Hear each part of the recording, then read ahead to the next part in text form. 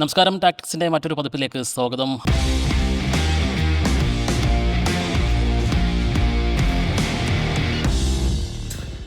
IPL നീണ്ട പോരാട്ടങ്ങൾക്കൊടുവിൽ അവസാന നാലിലേക്ക് ചുരുങ്ങിയിരിക്കുകയാണ്. രാജസ്ഥാൻ റോയൽസ് 4-ാം സ്ഥാനക്കാരായി പ്ലേ ഓഫിലേക്ക് എത്തിയിരിക്കുമ്പോൾ ആ ചിത്രം തെളിയുകയാണ്. അതായത് ബാംഗ്ലൂരുണ്ട്, ഗുജറാത്തുണ്ട്, ഹൈദരാബാദുണ്ട്, 4-ാം സ്ഥാനക്കാരായി രാജസ്ഥാൻ റോയൽസ്. അതൊരു നിർണായക മത്സരത്തിൽ മുംബൈയെ കീഴടക്കിക്കൊണ്ട് പഞ്ചാബിൻ്റെ പ്രതീക്ഷകളൊക്കെ അപ്രസക്തമാക്കിക്കൊണ്ട് കൊൽക്കത്തയുടെ പ്രതീക്ഷകൾ ഒരു മത്സരം അവശേഷിക്കെ തന്നെ അവസാനിപ്പിച്ചുകൊണ്ട് രാജസ്ഥാൻ അവസാന നാലിലേക്ക് എത്തുന്നു. എനിക്കിപ്പം MSK ഉണ്ട്, ഒപ്പം സമീറും ഉണ്ട്. MSK, ഈ അവസാന ചിത്രം തെളിയുമ്പോൾ ഇനിയുള്ള ചർച്ചകൾ എമ്പാടും ഇതിലാരാകും മുന്നിൽ എന്നുള്ളതാണ്. പക്ഷേ നമുക്ക് പിന്നിലേക്ക് കൂടി പോകേണ്ടതുണ്ട്. മുംബൈ പോലെ ഒരു ടീം എങ്ങനെയാണ് ഇത്രത്തോളം അപ്രസക്തരാകുന്നത് എന്നതൊരു വലിയ ചോദ്യമാണ്. ഒരുപാട് കാരണങ്ങളുണ്ടാകാം. എങ്കിൽ പോലും 11 തവണ അവർ പ്ലേ ഓഫ് കാണാതെ പുറത്താകുന്നു. IPL ചരിത്രത്തിൽ IPL ഏറ്റവും കൂടുതൽ കിരീടങ്ങൾ ഉയർത്തിയ ടീമുകളിലൊന്ന്. എന്താണ് മുംബൈക്ക് സംഭവിക്കുന്നത്? പ്രത്യേകിച്ചും ദൈവത്തിൻ്റെ പോരാളികൾ ജയിച്ചു തുടങ്ങിയ ഒരു സീസണിൽ. ദൈവത്തിൻ്റെ പോരാളികൾ ജയിച്ചു തുടങ്ങുമ്പോൾ നമ്മളൊന്ന് ശ്രദ്ധിക്കേണ്ടിയിരിക്കുന്നു. അവർക്ക് പ്ലേ ഓഫിലെത്താനുള്ള സാധ്യത കുറവാണ് എന്നുള്ള രീതിയിലേക്കുള്ള സ്റ്റാറ്റിസ്റ്റിക്സ് നമുക്ക് കാണാൻ സാധിക്കും. എങ്കിലും നമ്മുടെ മുംബൈയിൽ ഇപ്പോൾ നടക്കുന്നത് നമുക്ക് വേണമെങ്കിൽ അമ്മ സംഘടനയിൽ ഇപ്പോൾ നടക്കുന്നതായിട്ട് കമ്പയർ ചെയ്യാൻ തോന്നുന്നു. അതായത് അവിടെ ആഭ്യന്തര കലഹമാണ്. അതവിടെ മോഹൻലാലും മമ്മൂട്ടിയൊക്കെ ഉണ്ടായിരുന്ന സമയത്ത് പിന്നെ അവരായിരുന്നു അവസാന വാക്ക് എന്ന രീതിയിലായിരുന്നു അമ്മയിലുണ്ടായിരുന്നത്. പക്ഷേ ഇപ്പോൾ ഈ സിറ്റുവേഷനിൽ നമുക്കറിയാം, ഓരോരുത്തരും വന്ന് ഓരോരുത്തരുടെ അഭിപ്രായങ്ങളൊക്കെ പറഞ്ഞ് മൊത്തത്തിൽ അവിടെ ഒരു ചക്കുളത്തിൽ പോലും നടന്നുകൊണ്ടിരിക്കുകയാണ്. ഇതിന് വളരെ രസകരമായ കാര്യം, അൻസിയുടെ പേരൊന്നും അല്ല, രോഹിത് ശർമ്മയുടെ കീഴിൽ ഒരുവിധം നന്നായിട്ട് പോയിക്കൊണ്ടിരുന്ന ഒരു ടീമായിരുന്നു മുംബൈ ഇന്ത്യൻസ്. പക്ഷേ 2-3 സീസൺ മുമ്പ് ഹാർദിക് പാണ്ഡ്യയെ ഒരു ഘട്ടത്തിൽ തിരിച്ചു വിളിക്കുന്നു. ഗുജറാത്തിനെ ഗംഭീരമായി നയിച്ചുകൊണ്ടിരുന്ന അവരെ പ്ലേ ഓഫിലെത്തിച്ച് അവർക്ക് കപ്പടിപ്പിച്ചു കൊടുത്ത താരമായ ഹാർദിക് പാണ്ഡ്യയെ തിരിച്ചു വിളിക്കുന്നു. അദ്ദേഹത്തെ ഒരു സുപ്രഭാതത്തിൽ ക്യാപ്റ്റനാക്കുന്നു. അതോടുകൂടി അവിടെ പ്രശ്നങ്ങൾ തുടങ്ങിയിട്ടുണ്ട്. കിരൺ പൊള്ളാഡിനെ ആ സമയത്ത് അദ്ദേഹത്തിന് വേണമെങ്കിൽ 1-2 സീസൺ കൂടി കളിക്കാവുന്ന ഒരു സിറ്റുവേഷൻ ആയിരുന്നു. പക്ഷേ ഹാർദിക് തിരിച്ചു വന്നതോടെ ഒരു റിട്ടയർമെൻറ്റിന് ഫോഴ്സ് ചെയ്യപ്പെട്ട ഒരു അവസ്ഥയിലേക്ക് കിരൺ പൊള്ളാഡ് മാറുന്നു. ആ സമയത്ത് അദ്ദേഹം പിന്നെ പങ്കുവച്ചൊരു സോഷ്യൽ മീഡിയ സ്റ്റോറി ഉണ്ടായിരുന്നു രോഹിത്തിനെ പുറത്താക്കിയ സമയത്ത്. അതായത് മഴ പെയ്യുമ്പോഴാണ് നമ്മൾ കുടയുടെ വില അറിയുന്നത്, മഴയില്ലാതാകുമ്പോൾ കുട നിങ്ങൾക്ക് ആവശ്യമില്ല എന്ന രീതിയിൽ രോഹിത്തിനെ മാറ്റി 5 തവണ കിരീടം നേടി രോഹിത്തിനെ മാറ്റിയ അവസ്ഥയിൽ അന്ന് അദ്ദേഹം പിന്നെ കൊടുത്തൊരു സോഷ്യൽ മീഡിയ പോസ്റ്റ് ആയിരുന്നു. ബുംറ ഒരു ഹാർട്ട് തകർന്ന് പിന്നെ ഇമോജി കൊടുക്കുന്നു. സൂര്യകുമാറിന് പ്രശ്നങ്ങൾ. അങ്ങനെ ഇദ്ദേഹം മാറിയതോടുകൂടി ഒരുപാട് അധികാര കേന്ദ്രങ്ങൾ മുംബൈയിൽ ഉണ്ടായതുപോലത്തെ ഒരു ഫീലാണ് നമുക്ക് കണ്ടത്. കഴിഞ്ഞ മത്സരത്തിൽ നമുക്കറിയാം 5 ഓവറിൽ 30 പന്തിൽ 59 റൺസ് എന്നുള്ളത് ഏത് ടീമാണെങ്കിലും എടുക്കാൻ കഴിയുന്ന സിറ്റുവേഷനാണ്. മുംബൈ ആണെങ്കിൽ 15 പ്രാവശ്യമെങ്കിലും ഇതുപോലുള്ള ഇക്വേഷൻസ് അവർ ഫേസ് ചെയ്തിട്ടുണ്ടാവും. ആ സമയത്തൊക്കെ എടുക്കാൻ പറ്റുന്ന ഒരു സിറ്റുവേഷനാണ്. പക്ഷേ അവിടെ ക്രീസിലുണ്ടായിരുന്നത് സൂര്യകുമാർ യാദവാണ്, മറ്റൊരറ്റത്ത് ഹാർദിക് പാണ്ഡ്യയാണ്. അപ്പോൾ അത്രയും ഈസി ആയിട്ട് 5 ഓവറിൽ 59 എന്നുള്ള ഇക്വേഷൻ ഏത് ടീമാണെങ്കിലും എടുക്കുന്ന ഒരു സിറ്റുവേഷനിലാണ് മുംബൈ തകർന്നത്. വളരെ രസകരമായ കാര്യം, അതിനു മുമ്പ് ഞാൻ ശ്രദ്ധിച്ചൊരു കാര്യം, ഹാർദിക് പാണ്ഡ്യ ക്രീസിലെത്തുന്നത് വരെ സൂര്യകുമാർ കുറച്ചുകൂടി അഗ്രസീവായിട്ട് കളിക്കുന്നുണ്ടായിരുന്നു. അതിനുശേഷം ഹാർദിക് ക്രീസിലെത്തിയതിനു ശേഷം സൂര്യകുമാറിൻ്റെ പിന്നെ കുറച്ചുകൂടി സിംഗിൾ എടുത്തു കൊടുക്കാൻ ശ്രമിക്കുന്നു. ആ രീതിയിൽ ഉത്തരവാദിത്തം അങ്ങോട്ട് കൈമാറുന്ന ഒരവസ്ഥയാണ്. അതായത് അദ്ദേഹത്തിൻ്റെ ബാറ്റിംഗ് പിന്നീടുള്ള 12 പന്തുകളിൽ അദ്ദേഹം നേടിയിരിക്കുന്നത് 12 റൺസാണ്. അതായത് പിന്നെ ആക്രമിച്ചു കളിക്കേണ്ട അത്രയും സ്ട്രൈക്ക് റേറ്റോട് കൂടി കളിക്കേണ്ട സമയത്ത് ഹാർദിക് വന്ന സമയത്ത് എന്നാൽ പിന്നെ 2 പാർട്ണർഷിപ്പാണ് അവിടെ ഒരു രാജസ്ഥാന് വെല്ലുവിളി ഉയർത്തുന്നത്. സൂര്യകുമാർ യാദവും വിൽസും ചേർന്നതും അതിന് പിന്നാലെ ഹാർദിക്കുമായി ചേർന്നതും അവിടെയാണ് സൂര്യകുമാർ വളരെ മെല്ലെപ്പോക്ക് നടത്തിയിരിക്കുന്നത്. ആ ഒരു നിർണായകമായ സിറ്റുവേഷനിൽ സൂര്യകുമാർ ലോകത്തിലെ ഏറ്റവും മികച്ച പ്ലെയറും മറ്റുമൊക്കെ തന്നെ ആയിരിക്കാം. പക്ഷേ ഈ IPL അദ്ദേഹത്തിൻ്റെ പ്രകടനം നോക്കുമ്പോൾ ആകെ ഒറ്റ 50 മാത്രമാണ് 13 ഇന്നിങ്സുകളിൽ നിന്ന് അദ്ദേഹം നേടിയത്. അദ്ദേഹത്തിൻ്റെ ഏറ്റവും വേസ്റ്റ് IPL സീസണാണിത്. കഴിഞ്ഞ സീസണിൽ 715 റൺസ് നേടിയ താരമാണ് ഈ പ്രാവശ്യം 270 റൺസിൽ ഒതുങ്ങിയത്. ആദ്യ 50 നേടുന്ന സൂര്യകുമാർ യാദവ് പിന്നെ ഹാർദിക് വരുമ്പോൾ, അതായത് ടീമിൻ്റെ ഉള്ളിലുള്ള പ്രശ്നങ്ങൾ കൃത്യമായിട്ടും ഫീൽ ചെയ്ത ഒരു സിറ്റുവേഷൻ ആയിരുന്നു. ഹാർദിക് തന്നെ കളിക്കുന്നത് അദ്ദേഹം ഫസ്റ്റ് ബോൾ തന്നെ ക്യാച്ച് ഡ്രോപ്പ്, അതായത് ഔട്ടാട്ടെ എനിക്ക് പ്രശ്നമൊന്നുമില്ല, ആ ഒരു ലൈനിലാണ് ഇവരുടെ ഒക്കെ കളി. രോഹിത് ശർമ്മയെ സംബന്ധിച്ചിടത്തോളം ഏറ്റവും നിരാശാജനകമായ IPL സീസൺ ആയിരുന്നു ഇത്. രോഹിത് ശർമ്മ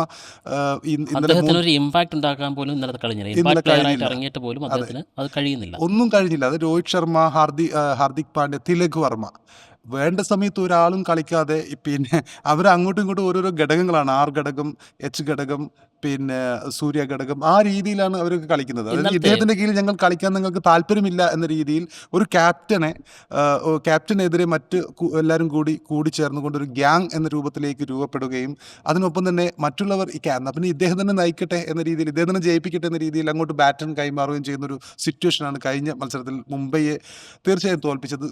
ഒരുപാട് സമയത്ത് മുംബൈക്ക് ജയിക്കാനുള്ള സിറ്റുവേഷൻ ഉണ്ടായിരുന്നു.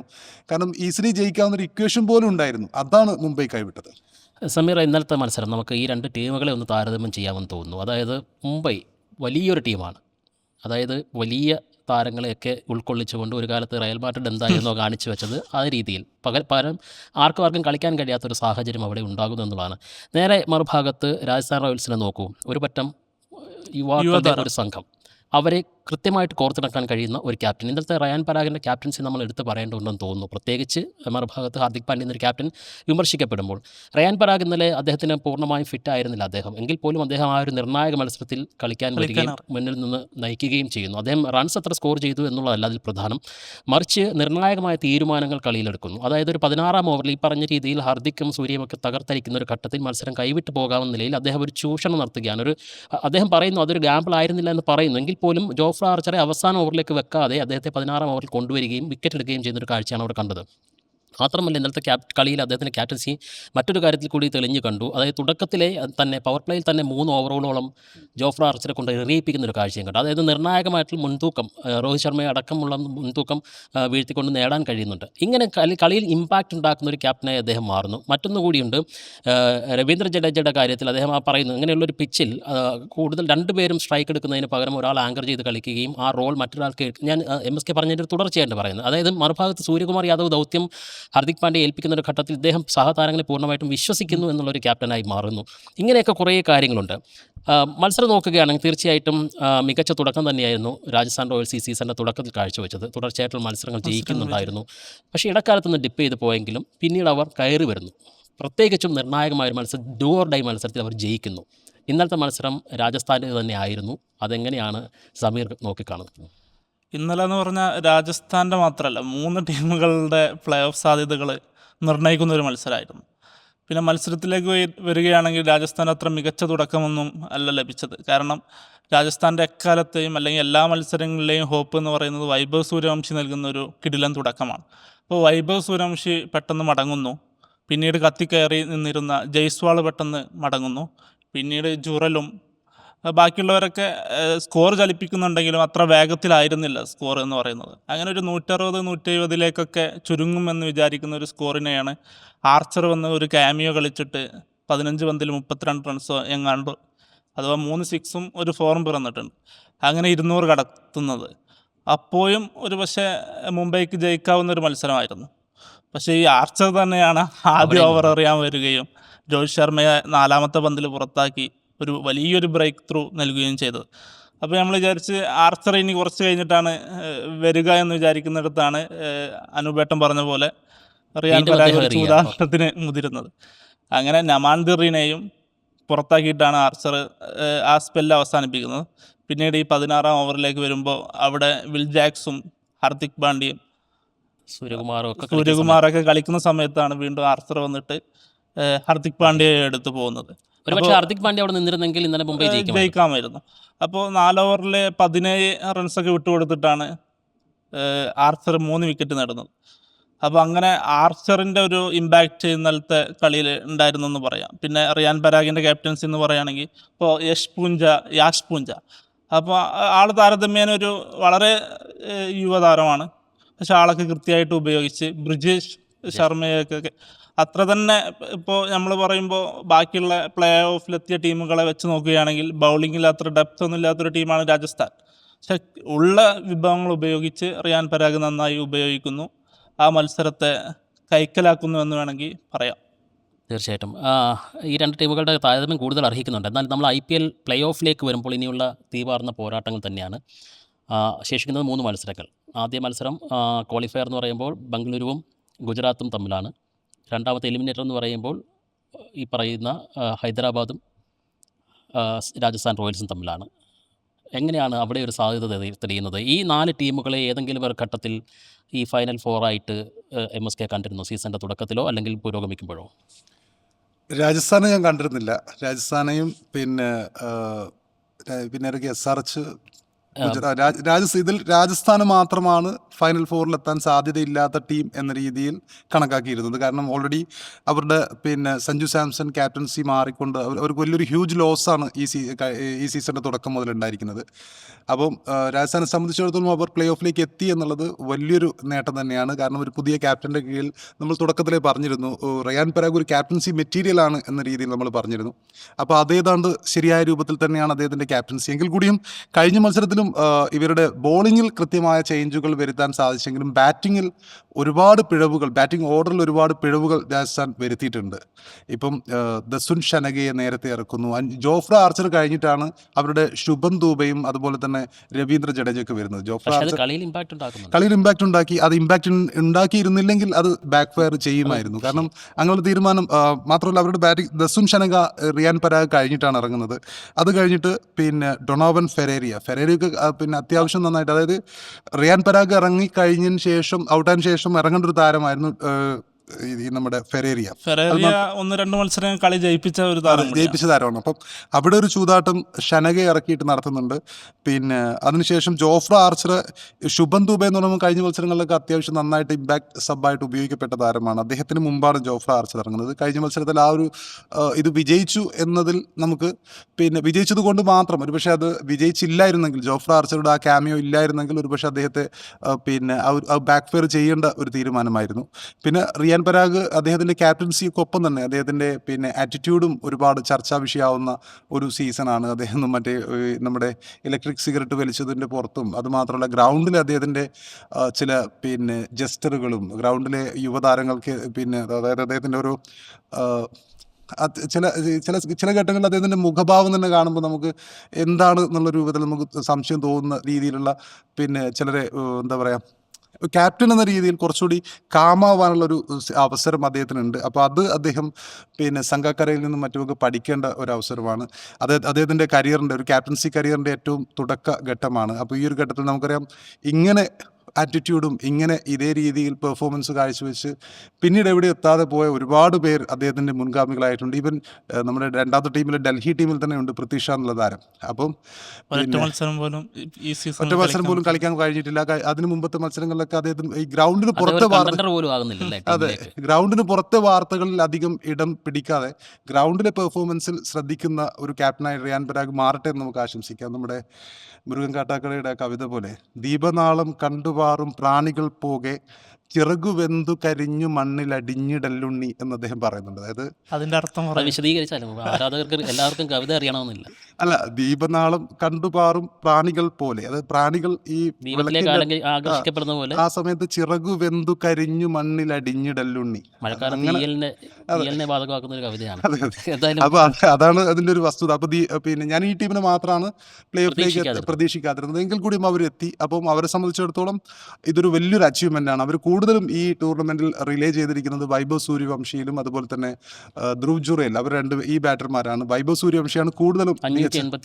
അതെ. അപ്പോൾ പിന്നെയുള്ളത് മറ്റു ടീമുകളിൽ ഗുജറാത്ത് ഒന്നാമത് RCB, ഗുജറാത്ത്, ഈ രണ്ട് ടീമുകളും വളരെ സെറ്റാണ്. അവരാണ് ടൂർണമെന്റിൽ ഏറ്റവും ശക്തരായ ടീമുകൾ എന്ന് ഈ ഘട്ടത്തിൽ നമുക്ക് പറയേണ്ടിയിരിക്കുന്നു. ഞാൻ ചെന്നൈ സൂപ്പർ കിങ്സിന്റെ ആരാധകനായിരുന്നു, പക്ഷേ അവർക്ക് പ്ലേ ഓഫിൽ എത്താൻ കഴിഞ്ഞില്ല. പിന്നെ ചെന്നൈ വിട്ട് ആള് പഞ്ചാബിലേക്ക് പോയി. പഞ്ചാബ് ഡിസേർവിംഗ് ആയിരുന്നു. നമ്മൾ അതുകൂടി പറയേണ്ടിയിരിക്കുന്നു. പഞ്ചാബിന്റെ നമ്മൾ ഇന്നലെ പറഞ്ഞു നിർത്തിയത് പഞ്ചാബ് വരണം എന്നുള്ളൊരു ആഗ്രഹമായിരുന്നു. അത് രാജസ്ഥാൻ റോയൽസ് രണ്ടാമത്തെ കളിയുടെ ആവേശം ആദ്യ കളി രാജസ്ഥാൻ ജയിച്ചപ്പോൾ തന്നെ പോയി. പിന്നെ അപ്രസക്തമായി മാറി. കൊൽക്കത്തയെ സംബന്ധിച്ച് കൊൽക്കത്തയും ഒരു മികച്ചൊരു ടോട്ടൽ നൽകിയെങ്കിൽ പോലും അതൊരു ഫലത്തിലേക്ക് എത്തിയില്ല. എന്തായാലും നമ്മൾ മത്സരത്തിലേക്ക് വരികയാണെങ്കിൽ ഇനിയിപ്പോൾ രാജസ്ഥാൻ റോയൽസ് ഈ മാജിക് ആവർത്തിക്കുമെന്നുള്ളതാണ് ചോദ്യം. സൺറൈസേഴ്സ് ഹൈദരാബാദ് ഏറ്റവും ശക്തമായിട്ടുള്ള ഒരു ട്രവിഷേക് എന്ന് തുടങ്ങുന്ന ഓപ്പണിങ്ങിൽ തുടങ്ങുന്ന അതിശക്തമായിട്ടുള്ളൊരു ബാറ്റിംഗ് നിര, അതിശക്തമായിട്ട് തന്നെയുള്ളൊരു ബൗളിംഗ് നിര, ഒപ്പം നമ്മൾ ഈ പറയുന്ന ക്യാപ്റ്റൻസി, ഈ ഉം. ഈ ഈ ലീഗിലെ ഏറ്റവും മികച്ച ക്യാപ്റ്റന്മാരിലുള്ള പാറ്റ് കമ്മിൻസ് നയിക്കുന്ന സൺറൈസേഴ്സ് ഹൈദരാബാദ്. മറിച്ച് ഈ മത്സരത്തിലേക്ക് വരുമ്പോൾ കൃത്യമായിട്ടൊരു എഡ്ജ് അവർക്ക് അവകാശപ്പെടാറുണ്ട് രാജസ്ഥാന് മേൽ. കാരണം ലീഗിലെ 2 മത്സരങ്ങളിലും സൺറൈസേഴ്സ് ഹൈദരാബാദ് രാജസ്ഥാനെ തോൽപ്പിച്ചിരുന്നു. അതും ആധികാരികമായിട്ടുള്ള 2 ജയങ്ങൾ തന്നെയാണ്, 57 റൺസിനും 5 വിക്കറ്റിനും. അപ്പോൾ ഈ സൺറൈസേഴ്സ് ഹൈദരാബാദിൻ്റെ ബാറ്റിംഗ് ലൈനപ്പും നമ്മൾ ഈ നേരത്തെ പറഞ്ഞ രാജസ്ഥാൻ്റെ ടീം ഗെയിമും തമ്മിൽ വരുമ്പോഴുള്ള ഒരു എഡ്ജ് എങ്ങനെയാണ്? പ്രത്യേകിച്ച് 2 മത്സരങ്ങൾ തോറ്റ് നിൽക്കുന്നു. പക്ഷേ ഒരു മൊമെൻറ്റം ഇപ്പോൾ രാജസ്ഥാൻ അവകാശപ്പെടാണ്ട് അവസാന മത്സരം ജയിച്ചു എന്നുള്ളത്. ഇപ്പോൾ സൺറൈസേഴ്സ് ഹൈദരാബാദിൻ്റെ കാര്യം പറയുമ്പോൾ ഇപ്പോൾ അഭിഷേക്, ഇഷാൻ, ട്രാവിസ് ഹെഡ് ഇവരെക്കാൾ അപകടകാരിയാണ് ശരിക്കും പറഞ്ഞാൽ 4ാമത് ഇറങ്ങുന്ന ഹെൻറിക് ക്ലാസൻ.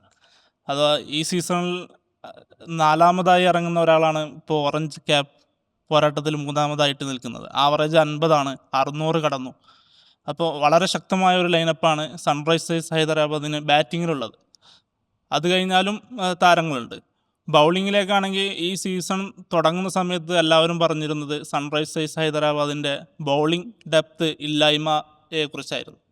കാരണം കമ്മിൻസ് ആദ്യ സമയത്ത് അഭാവം നേരിട്ടിരുന്നു, പരിക്ക് മൂലം ടീമിനൊപ്പം ഉണ്ടായിരുന്നില്ല.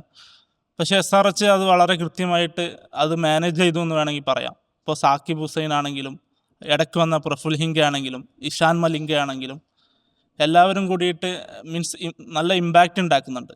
അപ്പോൾ ഇവരെ എങ്ങനെ നേരിടും എന്നുള്ളതായിരിക്കും രാജസ്ഥാൻ നേരിടുന്ന ഒരു വെല്ലുവിളി എന്ന് പറയുന്നത്. രാജസ്ഥാന് നല്ല ബാറ്റിംഗ് ഡെപ്ത് ഉണ്ട്, പക്ഷെ ബൗളിങ്ങിൽ എത്രമാത്രം പറയാൻ പറ്റുമെന്ന് ചോദിച്ചാൽ അത് പരാഗ് മാനേജ് ചെയ്യുന്ന ക്യാപ്റ്റൻസിക്ക് അനുസരിച്ചായിരിക്കും എന്ന് വേണമെങ്കിൽ പറയാം. അപ്പോൾ നിലവിൽ എഡ്ജ് SRHനാണ് എന്നാണ് എനിക്ക് തോന്നുന്നത്. നോക്കാം. ഇപ്പോൾ LBM മത്സരങ്ങളുടെ ഷെഡ്യൂൾ എങ്ങനെയാണ്? 26-ാം തീയതി ചൊവ്വാഴ്ച ആദ്യ ക്വാളിഫയർ വരുന്നു. അത് റോയൽ ചലഞ്ചേഴ്സും ഗുജറാത്ത് ടൈറ്റൻസും തമ്മിൽ ധരംശാലയിലാണ് ആ മത്സരം നടക്കുന്നത്. എലിമിനേറ്റർ മത്സരം വരുന്നത് ബുധനാഴ്ച തൊട്ട് പിന്നാലെ സൺറൈസ് രാജസ്ഥാനും തമ്മിൽ ചണ്ഡീഗഡിലാണ് വരുന്നത്. ആ ചണ്ഡീഗഡിൽ തന്നെയാണ് അടുത്ത എലിമിനേറ്റർ ക്വാളിഫയർ 2 വരുന്നത്. ഫൈനൽ വരുന്നത് നരേന്ദ്രമോദി സ്റ്റേഡിയം. മറ്റ് മാറ്റമൊന്നുമില്ല. IPL 4 തവണയായിട്ട് ഇന്ത്യയിൽ നടക്കുന്ന പ്രധാന മത്സരങ്ങളെല്ലാം അഹമ്മദാബാദ് തന്നെയാണ്. അത് പക്ഷേ ബാംഗ്ലൂരിൽ നിശ്ചയിച്ചിരുന്ന മത്സരമാണെന്ന് കൂടി നമ്മൾ ഓർക്കണം. ചില കാരണങ്ങളാൽ ഓപ്ഷനായിട്ട് മാറുകയും ചെയ്യാം. പ്ലേ ഓഫിൽ ടീമുകളുടെ സാധ്യത പറയുമ്പോൾ 18 പോയിൻറ്റുമായിട്ട് റോയൽ ചലഞ്ചേഴ്സ് 1ാമത് നിൽക്കുന്നു. 18 പോയിൻറ്റ് തന്നെയാണ് ഗുജറാത്ത് ടൈറ്റൻസിനുള്ളത്, അവർ 2ാമത് വരുന്നു. 18 പോയിൻറ്റ് തന്നെയാണ് സൺറൈസേഴ്സ് ഹൈദരാബാദിനുള്ളത്, അവർ 3ാമത് വരുന്നു. രാജസ്ഥാൻ റോയൽസ് അവസാനം 16 പോയിൻറ്റുമായിട്ട് മുന്നിൽ വരുന്നു. ഈ 4 മത്സരങ്ങൾ വരുമ്പോൾ ഇനിയിപ്പോൾ നിർണായകമാകുന്നത് ടീം ഗെയിം ആയിരിക്കുമോ അതോ ഇൻഡിവിജ്വൽ ഗെയിംസ് ആയിരിക്കുമോ? അതായത് രാജസ്ഥാൻ റോയൽസിനെ സംബന്ധിച്ച് 583 റൺസ് നേടിയ 15-കാരൻ ശോഭിച്ചില്ലെങ്കിൽ രാജസ്ഥാൻ്റെ സാധ്യതകൾ ഒരു പരിധിയോളം അടയുന്നു എന്നുള്ളതാണ് നമുക്ക് മനസ്സിലാക്കാൻ കഴിയുന്നത്. അതിൽ നിന്ന് ആ തകർച്ചയിൽ നിന്ന് രാജസ്ഥാൻ കയറുന്നില്ല. നേരെ മറിച്ച് മറ്റ് ടീമുകളെ സംബന്ധിച്ച് അങ്ങനെ ആകുന്നില്ല എന്നാണ് ഇപ്പോൾ സൺറൈസേഴ്സിൻ്റെ ലെവൽ നോക്കുകയാണെങ്കിൽ. മറ്റ് 2 മത്സരങ്ങൾ, ആദ്യത്തെ ക്വാളിഫയർ മത്സരത്തിലേക്ക് വരികയാണെങ്കിൽ ബംഗളൂരുവിൻ്റെയും ഗുജറാത്തിൻ്റെയും സാധ്യതകൾ പറയുകയാണെങ്കിൽ അവിടെയും എങ്ങനെയായിരിക്കും ഈ ടീം ബാറ്റിംഗ് ലൈനപ്പ് നിർണായകമാകുന്നത്? ശരിക്കും സത്യമായിട്ടും ടീം ഗെയിം തന്നെയായിരിക്കും ഈ GT വേഴ്സസ് RCB മത്സരത്തിൽ പ്രധാനം. കാരണം GTയെ സംബന്ധിച്ചിടത്തോളം അവർ കൃത്യമായൊരു ടെംപ്ലേറ്റ് അവിടെ സൃഷ്ടിച്ചിട്ടുണ്ട്. അതായത് ഞങ്ങളുടെ ടോപ്പ് 3 നന്നായിട്ട് ബാറ്റ് ചെയ്യണം, നിങ്ങൾ ബാറ്റ് ചെയ്താൽ മതി. അതിനുശേഷമുള്ള ആൾക്കാർക്ക് ഒരു 2-3 പന്തുകൾ മാത്രം മതി. നിങ്ങൾ ഫസ്റ്റ് 16 ഓവർ നിങ്ങൾ എന്തായാലും 3 പേരിൽ ഒരാൾ ക്രീസിലുണ്ടായിരിക്കണം, അല്ലെങ്കിൽ 3-ൽ 2 പേരെങ്കിലും ക്രീസിലുണ്ടായിരിക്കണം എന്ന രീതിയിലാണ് അവരുടെ ബാറ്റിംഗ് ടെംപ്ലേറ്റ് ചെയ്തിരിക്കുന്നത്. അതുമാത്രമല്ല അവരുടെ ബോളിംഗ് കൃത്യമായിട്ടും പേസും സ്പിന്നും ഒക്കെ സമന്വയിപ്പിച്ചിട്ടുള്ള ഒരു ബോളിംഗ് നിരയാണ്. അതിൽ എടുത്തു പറയേണ്ടത് ജേസൺ ഹോൾഡർ എന്ന താരത്തിൻ്റെ സാമീപ്യമാണ്. ആദ്യഘട്ടത്തിൽ നമുക്കറിയാം ഗ്ലെൻ ഫിലിപ്സ് ആയിരുന്നു ഇവരുടെ വിദേശ പ്ലെയറായിട്ട് ടീമിലുണ്ടായിരുന്നത്. പക്ഷേ ഒരു ഘട്ടത്തിൽ 5-6 മത്സരങ്ങൾ കഴിഞ്ഞപ്പോൾ അവർ ഇദ്ദേഹത്തെ മാറ്റിക്കൊണ്ട് നമ്മുടെ ജേസൺ ഹോൾഡറെ ടീമിലേക്ക് എടുക്കുന്നു. അതിനുശേഷം അവരുടെ വിജയങ്ങൾ തന്നെ തുടരുന്നൊരു കാഴ്ചയാണ്. കാരണം ജേസൺ ഹോൾഡർ ബാറ്റ് ചെയ്യാൻ അറിയുന്ന, കൃത്യമായിട്ട് 4 ഓവർ പന്തെറിയാൻ അറിയുന്ന ഒരു മികച്ച ഫീൽഡറായിട്ടുള്ള ഒരു താരമാണ്, 3D പ്ലെയറാണ്. എനിക്കൊന്ന് ഹോൾഡർ കഴിഞ്ഞ മുൻ സീസണുകളിലൊക്കെ നന്നായിട്ട് വിമർശനം ഏറ്റുവാങ്ങിയൊരു താരമാണ്. പെർഫോമൻസ് അത്ര പോരാ, ബോളിങ്ങിൻ്റെ പേരിലൊക്കെ വിമർശനം. പക്ഷേ ഇക്കഴിഞ്ഞ വർഷം 2025 ഏറ്റവും കൂടുതൽ ലോകത്ത് ആകമാനമുള്ള T20 ലീഗുകളിൽ ഏറ്റവും കൂടുതൽ വിക്കറ്റ് നേടിയ താരം ജേസൺ ഹോൾഡറാണ്. 94 വിക്കറ്റുകൾ കഴിഞ്ഞ വർഷം മാത്രം പല T20 ലീഗുകളിൽ നിന്ന് അദ്ദേഹം നേടിയിട്ടുണ്ട്. അദ്ദേഹത്തിൻ്റെ ആ ഒരു 3D ഇമ്പാക്റ്റ് കൃത്യമായിട്ടും ഗുജറാത്തിന് അനുഗ്രഹമായി മാറുന്ന കാഴ്ചയാണ്. ഗുജറാത്തിനെ സംബന്ധിച്ചിടത്തോളം സിറാജിൻ്റെ സ്വിങ്, ഈ IPL ഏറ്റവും കൂടുതൽ ഡോട്ട് ബോളുകൾ എറിഞ്ഞത് മുഹമ്മദ് സിറാജാണ്. സിറാജിൻ്റെ ഒരു ക്വാളിറ്റി പറയട്ടെ. കഴിഞ്ഞ ദിവസം അദ്ദേഹം പറഞ്ഞു സഞ്ജുവിനെ പുറത്താക്കാൻ എടുത്ത റെഡ് സോയിലിൽ റെഡ് സോയിലിൽ സഞ്ജുവിനെ പുറത്താക്കാൻ എളുപ്പമാണ്. അതിന് അദ്ദേഹം നടത്തിയ സ്റ്റഡി പറയുന്നുണ്ട്. ഓഫ് സ്റ്റമ്പിന് പുറത്ത് വരുന്ന പന്തുകളെ, ഓഫ് സ്റ്റമ്പിന് പുറത്തേക്ക് പോകുന്ന സ്വിങ് ചെയ്യുന്ന പന്തുകൾ തുടക്കത്തിൽ നേരിടുന്നതിൽ സഞ്ജുവിന് പിഴവുണ്ട്. അതുകൊണ്ട് അത്തരമൊരു പന്തെറിഞ്ഞാണ് താൻ വീഴ്ത്തിയതെന്ന് സിറാജ് പറയുന്നുണ്ട്. അതായത് അദ്ദേഹം കൃത്യമായിട്ട് കളിയെ പഠിക്കുകയും സാഹചര്യങ്ങൾ പഠിക്കുകയും ചെയ്യുന്നൊരു താരമാണ് എന്നുള്ളത് ഗുണകരമാണ്. അതെ, തീർച്ചയായിട്ടും. ഈ മനുഷ്യനെയാണ് നമ്മൾ ലോകകപ്പിലും അതിനൊപ്പം തന്നെ മറ്റ് കഴിഞ്ഞ വർഷം തീരെ ഉപയോഗിക്കാത്തത് എന്ന് കൂടി നമ്മൾ എടുത്തു പറയേണ്ടിയിരിക്കുന്നു. ആ സമയത്ത് ഹർഷിത് റാണയ്ക്ക് പരീക്ഷിച്ച അനുഭവം കൂടി നമ്മൾ എടുത്തു പറയേണ്ടത്. അത് അവിടെ നിൽക്കട്ടെ. പിന്നെയുള്ളത് സിറാജ് ആവട്ടെ, റബാദ ആവട്ടെ. പിന്നെ സിറാജും റബാദയും രണ്ട് ടീമുകളുടെ കുന്തമുനയാണ്. ഇന്ത്യൻ ടീമിൻ്റെ പിന്നെ ഏറ്റവും പ്രധാനപ്പെട്ട സ്ട്രൈക്ക് ബോളറാണ് സിറാജ് എന്ന് നമുക്കറിയാം. സൗത്ത് ആഫ്രിക്കയുടെ ഏറ്റവും പ്രധാനപ്പെട്ട ബോളറാണ് റബാദ. അതിനുശേഷം റാഷിദ് ഖാൻ അഫ്ഗാനിസ്ഥാൻ്റെ നമ്പർ 1 ബോളറാണ്. അപ്പം 3 നമ്പർ 1 ബോളേഴ്സ് ഉള്ളൊരു ടീമാണ്. 3 രാജ്യങ്ങളുടെ നമ്പർ 1 ബോളേഴ്സ് ഈ ടീമിലുണ്ട്. പിന്നെ അതുപോലെ ജേസൺ ഹോൾഡർ T20 ലോകകപ്പ് നേടിയൊരു ക്യാപ്റ്റനാണ്. അതായത് ഹോൾഡറുടെ നേതൃത്വത്തിൽ വെസ്റ്റ് ഇൻഡീസ് കപ്പടിച്ചിട്ടുണ്ട്. അപ്പം എല്ലാവരും കൈവിട്ടപ്പോൾ രാജ്യത്തിന്റെ കൂടെ നിന്ന് താരമാണ്. അപ്പോൾ അത്രയും എക്സ്പീരിയൻസ്ഡ് ആയിട്ടുള്ളത് കളി എങ്ങനെ കൊണ്ടുപോകണമെന്ന് കൃത്യമായിട്ട് അറിയാവുന്ന ഒരു പിടി താരങ്ങൾ ഈ ടീമിലുണ്ട്. പലപ്പോഴും പേസർമാർ മികച്ച രീതിയിൽ പെർഫോം ചെയ്യുന്നത് കൊണ്ട് തന്നെ റാഷിദ് ഖാൻ ഓവറുകൾ അധികം കിട്ടാറില്ല. പലപ്പോഴും ഒരു മത്സരത്തിൽ ഒരു ഓവർ എറിഞ്ഞ് അദ്ദേഹം 2 വിക്കറ്റ് എടുത്ത് പോയൊരു ചരിത്രമുണ്ട്. മറ്റൊരു മത്സരത്തിൽ ഒരു ഓവറിൽ 24 റൺസ് വഴങ്ങിയപ്പോൾ അദ്ദേഹത്തിന് പിന്നെ ഓവറുകളെ കൊടുക്കാതെ പോയ മത്സരമുണ്ട്. എങ്കിൽ കൂടിയും അദ്ദേഹം ഈ IPL ഏറ്റവും കൂടുതൽ വിക്കറ്റ് എടുത്തവരുടെ ടോപ്പ് ലിസ്റ്റിൽ അദ്ദേഹം 3-ാമനായിട്ടോ 4-ാമനായിട്ടോ ഉണ്ട് എന്നുള്ളത് കഴിഞ്ഞ സീസണിൽ ഒരുപാട് വിമർശനം കേട്ട ഒരു താരം കൂടിയായിരുന്നു. അതെ. അപ്പോൾ രാജസ്ഥാന്റെ മധ്യനിര അബദ്ധമായിരിക്കാം, പക്ഷേ ടോപ്പ് 3+ ലാസ്റ്റ് ഇറങ്ങുന്ന ഈ 3-4 ബോളേഴ്സ് അവർ കൃത്യമായിട്ടും ഡെലിവറി ചെയ്യുന്നുണ്ട്. മറുവശത്ത് ബാംഗ്ലൂരിനെ സംബന്ധിച്ചിടത്തോളം ബാംഗ്ലൂർ കുറച്ചുകൂടി ഇൻഡിവിജ്വൽ ഗെയിമിനാണ് പ്രാധാന്യം കൊടുക്കുന്നതെന്ന് തോന്നുന്നു. പല മത്സരത്തിലും വിരാട് കോഹ്ലിയിൽ അവർ പിന്നെ കൂടുതൽ പ്രതീക്ഷ അർപ്പിക്കുന്നു. പക്ഷേ എങ്കിൽ കൂടിയും രജത് പട്ടിദാറും പിന്നെ പടിക്കലൊക്കെ ചേർന്ന് മികച്ച ഫോമിൽ. പക്ഷേ അവസാന ഘട്ടത്തിലേക്ക് എത്തിയപ്പോൾ പടിക്കലും പട്ടിദാർക്കും ഒന്ന് ഫോം ഔട്ട് ആയതുപോലെയാണ് ഫീൽ ചെയ്തത്. പക്ഷേ പട്ടിദാർ കഴിഞ്ഞ മത്സരത്തിൽ ഒരു 50 അടിച്ചിരുന്നു. ഇതിനിടയ്ക്ക് വെങ്കടേഷ് അയ്യരെ ഇവർ ടീമിൽ എവിടെ ഉൾപ്പെടുത്തും എന്നുള്ളതും ഒരു വിഷയമാണ്. കാരണം വെങ്കടേഷ് അയ്യർക്ക് പട്ടിദാർ മാറിയുന്നൊരു മത്സരത്തിൽ അവസരം കൊടുത്തപ്പോൾ ആ മത്സരത്തിൽ അദ്ദേഹം നല്ല രീതിയിൽ പെർഫോം ചെയ്തു. അപ്പം ബൗളിംഗിലേക്ക് വരുമ്പോഴേ ഭുവനേശ്വർ കുമാറിനെ മറന്നു പോകരുത്. 24 വിക്കറ്റുകളുമായിട്ട് അതായത് ഇൻഡിവിജ്വൽ പെർഫോമൻസ് ആണ് RCB സംബന്ധിച്ചിടത്തോളം മുന്നിൽ. ഭുവനേശ്വർ ഇന്ത്യൻ ടീമിലേക്ക് കൂടി ക്ലെയിം ചെയ്യുന്നുണ്ടല്ലേ? തീർച്ചയായിട്ടും. കാരണം ഇത്രയും മനോഹരമായിട്ട് ഇപ്പോഴും സ്വിംഗ് ഇന്ത്യയിലെ സ്വിംഗ് കിങ് താൻ തന്നെയാണെന്ന രീതിയിൽ തന്നെയാണ് ഭുവനേശ്വർ പന്തറിയുന്നത്. RCB സംബന്ധിച്ചിടത്തോളം ഈ ഇൻഡിവിജ്വൽ ഗെയിംസ് ആണ് നമ്മൾ ഇപ്പോഴും പറയുന്നത്. ഭുവനേശ്വർ മുംബൈയുടെ പ്രശ്നം അതാണെന്ന് തോന്നുന്നു അല്ലേ? ഇൻഡിവിജ്വൽ ഗെയിംസിലെ അമിതമായിട്ട് ഏതെങ്കിലും ഒരു താരം, അതായത് ഒന്ന് പറഞ്ഞു പോകുന്നതാണ്. പ്രത്യേകിച്ച് ഇന്നലത്തെ മത്സരം എന്ന് പറയുമ്പോഴേ രാജസ്ഥാൻ്റെ കാര്യം നമ്മൾ പറയാൻ വിട്ടുപോയ ഒരു കാര്യം എന്ന് പറഞ്ഞാൽ ഒരാൾ പോലും അർദ്ധ സെഞ്ചുറി കടന്നിട്ടില്ല. 50-ന് പോലും ഒരു താരവും എത്തിയിട്ടില്ല. എന്നിട്ടാണ് അവർ 205 എന്നുള്ള ഒരു മികച്ച സ്കോറിലേക്ക് വരുന്നത്. അത് ശരിക്കും അതാണ് ടീം ഗെയിമിൻ്റെ ഒരു ഉദാഹരണം. മറുഭാഗത്ത്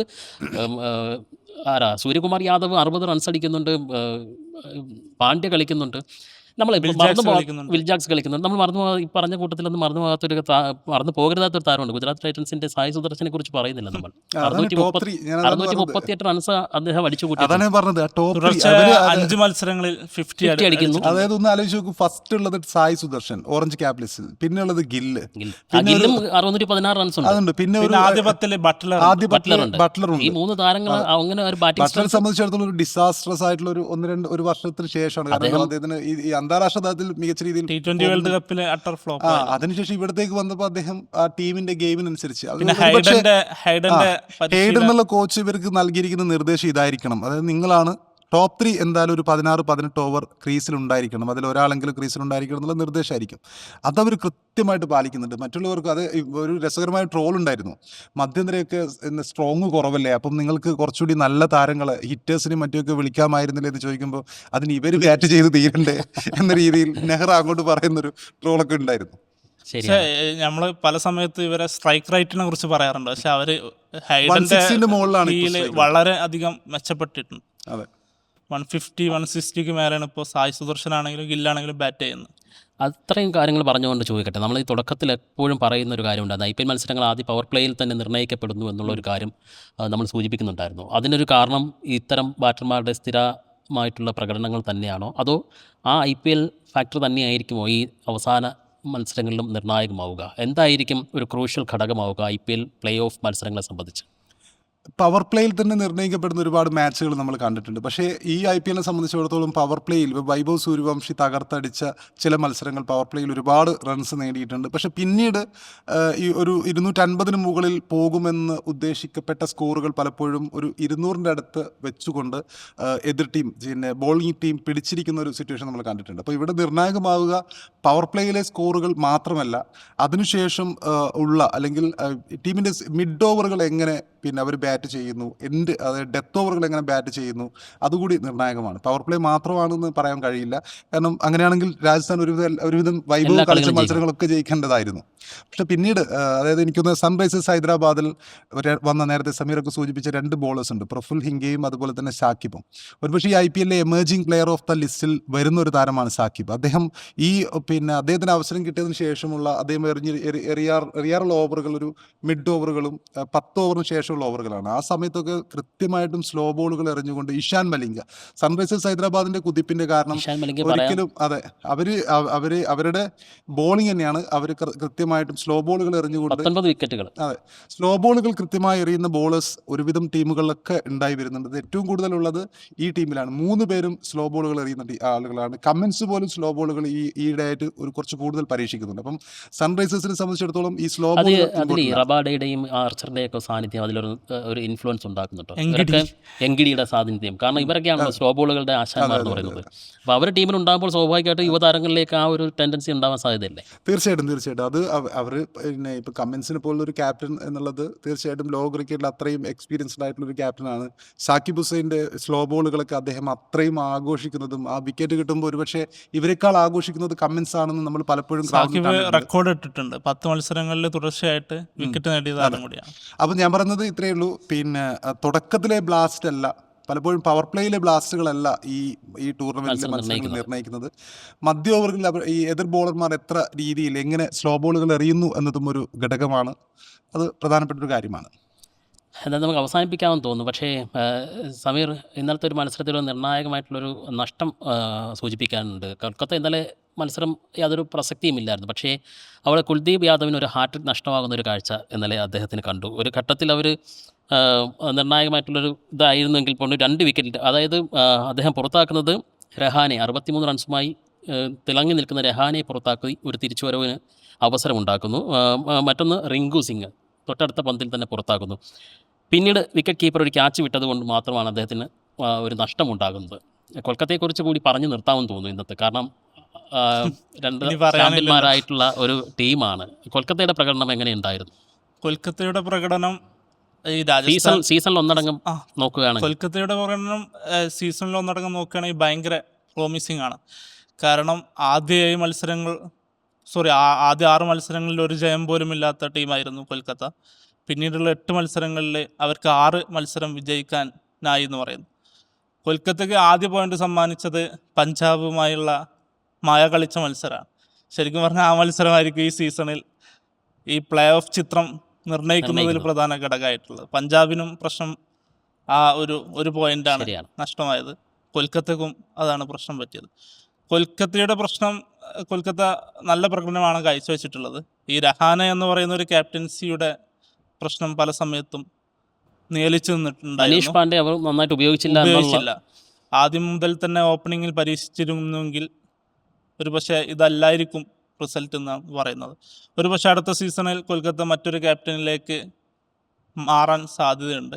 രഹാന എനിക്ക് തോന്നുന്നു ഇന്നലത്തെ മാച്ചിൽ മാത്രമാണ് നന്നായിട്ട് കളിച്ചിട്ടുള്ളത്. കൊൽക്കത്ത വിട്ട് കളഞ്ഞ താരങ്ങൾ അവർ ഓർത്ത് കൊൽക്കത്ത വിഷമിക്കുന്നുണ്ടല്ലേ? തീർച്ചയായിട്ടും. യെസ്. വെങ്കടേഷ് ഇപ്പോൾ കൊൽക്കത്ത വിട്ട് കളഞ്ഞ താരാണ് വെങ്കടേഷ് അയ്യർ. കഴിഞ്ഞ 2 മത്സരങ്ങളിൽ വെങ്കടേഷ് അയ്യർ നന്നായിട്ട് ഡെലിവർ ചെയ്തു. ഒരുപക്ഷെ 23 കോടിയൊക്കെ കൊടുത്തിട്ട് കൊൽക്കത്ത നിലനിർത്തിയ ഒരു താരമായിരുന്നു വെങ്കടേഷ്. ഒരുപാട് താരങ്ങൾ പിന്നെയുണ്ട്. ശ്രേയസ് സ്റ്റാർ നേടിക്കൊടുത്ത ക്യാപ്റ്റനാണ്. ശുഭ്മാൻ ഗിൽ, അതും ക്യാപ്റ്റൻ കിരീടം നേടിക്കൊടുത്തതിന് പിന്നാലെയാണ് പിന്നാലെയാണ് വിട്ട് കളഞ്ഞത്. ശുഭ്മാൻ ഗിൽ കൊൽക്കത്തയിലായിരുന്നു. ശുഭ്മാൻ ഗിലിനെ വിട്ട് കളഞ്ഞത് നമ്മൾ കണ്ടിട്ടുണ്ട്. ഒരുപാട് പേരെ വിട്ട് കളഞ്ഞിട്ടുണ്ട്. പിന്നെ ഡൽഹിയെ സംബന്ധിച്ചിടത്തോളം ഡൽഹി എനിക്ക് സങ്കടം തോന്നിയൊരു കാര്യം, പൃഥ്വി ഷായ്ക്ക് ഒരു അവസരം കൊടുക്കാമായിരുന്നു എന്നുള്ളതാണ്. കാരണം 14 മത്സരങ്ങൾ, കഴിഞ്ഞ മത്സരത്തിൽ പ്രത്യേകിച്ച് പിന്നെ ഇമ്പാക്റ്റ് ഒന്നും ഉണ്ടാക്കാൻ സാധ്യതയില്ലാത്ത മത്സരമാണ്. പൃഥ്വി ഷാ വലിയൊരു തിരിച്ചുവരവ് പ്രതീക്ഷിച്ച് തന്നെയാണ് ഈ IPLലേക്ക് എത്തിയിരിക്കുന്നത്. അദ്ദേഹത്തെ അവസാന നിമിഷമാണ് ഗ്രൗണ്ടിന് പുറത്തെ, നേരത്തെ നമ്മൾ പറഞ്ഞതുപോലെ ഗ്രൗണ്ടിന് പുറത്തെ പ്രശ്നങ്ങളിലൊക്കെ പെട്ട് പിന്നെ ഫോം ഔട്ടും മറ്റുമൊക്കെ ഉണ്ടായിരുന്ന താരം തിരിച്ചു വന്ന ഒരു മത്സരത്തിൽ പോലും അവസരം കൊടുത്തില്ല. ദൗർഭാഗ്യമാണോ അതോ എന്താ പറയുകയെന്നറിയില്ല. കെ എൽ രാഹുലിൻ്റെ കാര്യത്തിൽ എന്താണ് നമുക്ക് പറയാനുള്ളത്? അദ്ദേഹം സെഞ്ചുറി അടിക്കുന്നുണ്ട്, ഇന്നലെ അർദ്ധ സെഞ്ചുറി അടിക്കുന്നുണ്ട്. പക്ഷെ അദ്ദേഹത്തിന് ഒരു നേട്ടത്തിലേക്ക് വരാൻ കഴിഞ്ഞില്ല എന്നതുകൂടി ഒരു ദൗർഭാഗ്യമല്ല ഡൽഹിയുടെ കാര്യത്തിൽ പറയുമ്പോൾ. കെ എൽ രാഹുൽ തീർച്ചയായിട്ടും IPL പിന്നെ ഏറ്റവും മികച്ച ബാറ്റർമാരിൽ ഒരാളാണ്. പക്ഷേ ഒരു ടീം എന്ന രീതിയിൽ നിൽക്കുമ്പോൾ അദ്ദേഹം ഒരു ടീം മാനാണോ എന്നത് ഇപ്പോഴും സംശയമാണ്. അദ്ദേഹം ക്യാപ്റ്റൻസി പോലും ഏറ്റെടുക്കാൻ വിമുഖത കാണിച്ചു. ഇൻഡിവിജ്വൽ എന്ന രീതിയിൽ പിന്നെ എപ്പോഴും പിന്നെ ഈ ഓറഞ്ച് ക്യാപ് ലിസ്റ്റിലൊക്കെ ഉണ്ടാകുന്ന താരമാണ്. പക്ഷേ അദ്ദേഹത്തിന്റെ പെർഫോമൻസ് റൺസും ഉണ്ട്. അതെ, അത് ടീമിന് ഉപകാരപ്പെടുന്ന ഇന്നിങ്സുകളാണോ എന്ന് ചോദിക്കുമ്പോൾ അതിൽ തീർച്ചയായിട്ടും സംശയമുണ്ട്. 152 എടുത്തിട്ട് പോലും ടീം തോറ്റ ഒരു സിറ്റുവേഷൻ കണ്ടിട്ടുണ്ട്. പല ഘട്ടത്തിലും പിന്നെ അവസാന ഘട്ടത്തിൽ ഇറങ്ങുന്ന അശുതോഷ് ശർമ്മയുടെയും അതുപോലെ തന്നെ മില്ലറുടെയൊക്കെ ബാറ്റിംഗ് കൊണ്ടാണ് ഇവർ ജയിച്ചിരിക്കുന്നത്. പക്ഷേ കെ എൽ രാഹുലിൻ്റെ ഇന്നിങ്സുകൾ നമ്മൾ ഒരിക്കലും കുറ്റപ്പെടുത്താൻ കഴിയില്ല. എങ്കിൽ കൂടി നമ്മൾ ടീമിന് നോക്കുമ്പോൾ അത് വിജയത്തിലേക്ക് എത്തിക്കാൻ സാധിക്കുന്നില്ല എന്നുള്ളത് ആ ടീമിൻ്റെ പ്രശ്നമായിരിക്കാം, ആ ക്യാപ്റ്റൻ്റെ പ്രശ്നമായിരിക്കാം. അതിനൊപ്പം തന്നെ മേ ബി ഇദ്ദേഹത്തിൻ്റെ സ്ട്രൈക്ക് റേറ്റ് പോലും ചില അവസരങ്ങളിൽ വിമർശന വിധേയമായിട്ടുണ്ട്. അപ്പോൾ രാഹുൽ എന്ന ബാറ്റ്സ്മാനെ നമ്മൾ തള്ളി പറയുന്നില്ല, പക്ഷേ രാഹുൽ എന്ന ടീം മാൻ എത്രത്തോളം ഒരു ടീമുമായിട്ട് സിങ്ക് ചെയ്യുന്നു എന്നുള്ളതൊരു വിഷയമാണ്. തീർച്ചയായിട്ടും നമ്മൾ പറഞ്ഞു വെക്കാൻ ഉദ്ദേശിച്ചൊരു കാര്യം ഇതാണ്. ഇനിയിപ്പോൾ ഗ്രൂപ്പ് മത്സരങ്ങളെല്ലാം കഴിഞ്ഞിരിക്കുന്നു. ഇനിയിപ്പോൾ പ്ലേ ഓഫ് മത്സരങ്ങളാണ്. ഫൈനലിലേക്കുള്ള യാത്രയിലാണ് 4 ടീമുകൾ. അവിടെ ടീം ഗെയിമാണോ ഏറ്റവും പ്രധാനം അതോ ഇൻഡിവിജ്വൽ പെർഫോമൻസിനാണോ പ്രാധാന്യം എന്നുള്ളതാണ് നമുക്കിനി അറിയാനുള്ളത്. എന്തായാലും RCBയും ഗുജറാത്തും തമ്മിലുള്ള ആദ്യ ക്വാളിഫയർ നടക്കും.